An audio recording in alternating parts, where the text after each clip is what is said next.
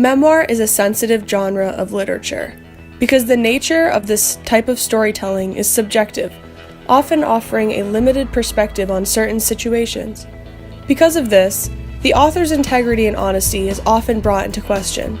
There has to be a degree of truthfulness in the storytelling, but the author must still produce a compelling piece of work in order to find success.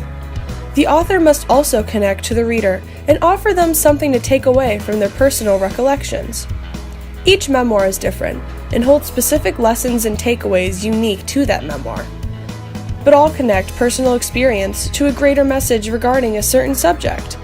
The personal struggle is always connected to something bigger, something that resonates with the reader. Each memoir does this differently, but no matter the subgenre, personal experience and struggle is always connected to a bigger picture. Let's explore a memoir filled with adventure. In H is for Hawk by Helen Macdonald. Macdonald describes her journey training her goshawk Mabel.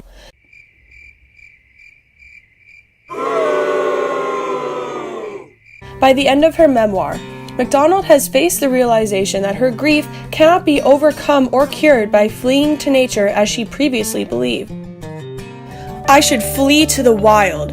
It was what people did. The nature books I'd read told me so. So many of them had been quests inspired by grief or sadness. Earth has no sorrows, earth cannot heal. Now I knew this for what it was, a beguiling but dangerous lie.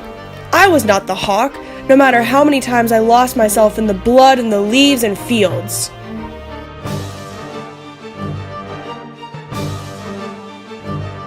This is a broader statement on the societal view of grief because there's lots of pressure to cure your grief rather than process it healthily.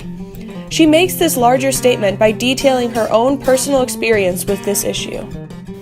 Next, let's talk about The Argonauts by Maggie Nelson. In this memoir, Nelson connects life and death during the final part of her story, with her labor. And then, suddenly, Iggy.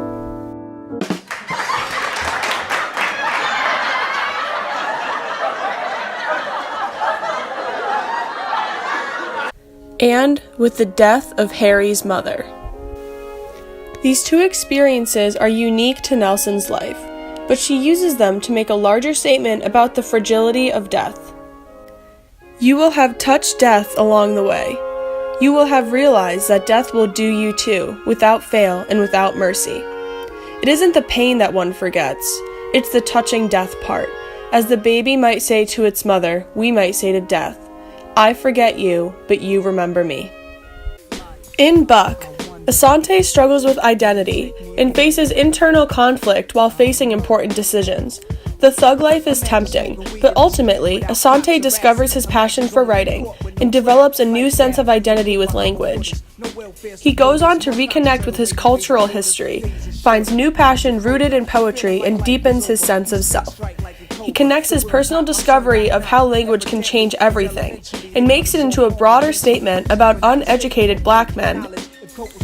Books show the world, not just as it is, but as it could be, should be. Now I see why reading was illegal for black people during slavery. Reading was illegal because if you limit someone's vocab, you limit their thoughts. In Down Below, Leonora Carrington describes her struggles with mental illness and details her personal experiences while in a psychiatric facility.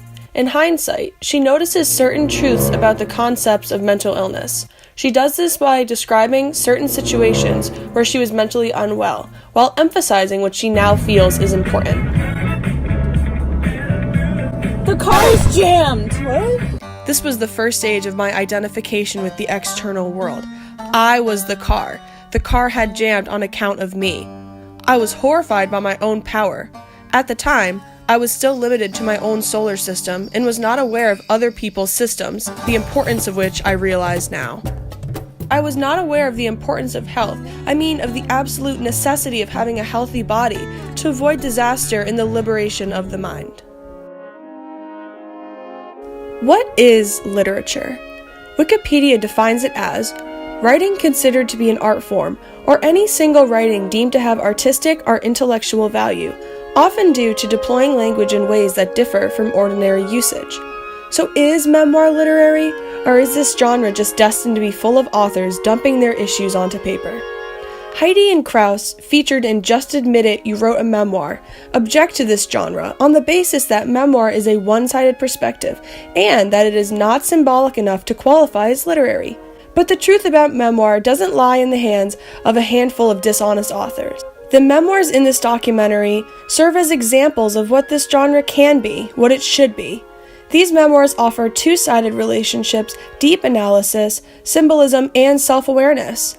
Each book, however imperfect, exemplifies the collective goal of this genre, to connect honest, candid personal experience to a larger meaning.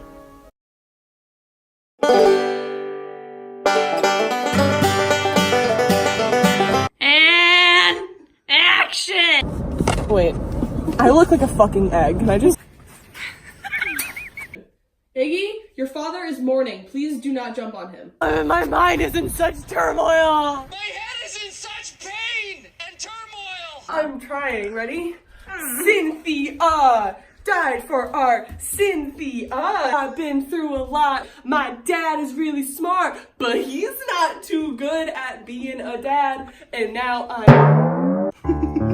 You did amazing. Thank you. Oh, it's crying. Oh, that's a good sign though. It means it's alive. So.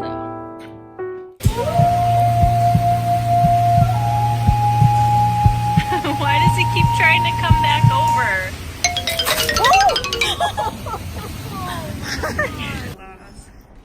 Ready for parkour?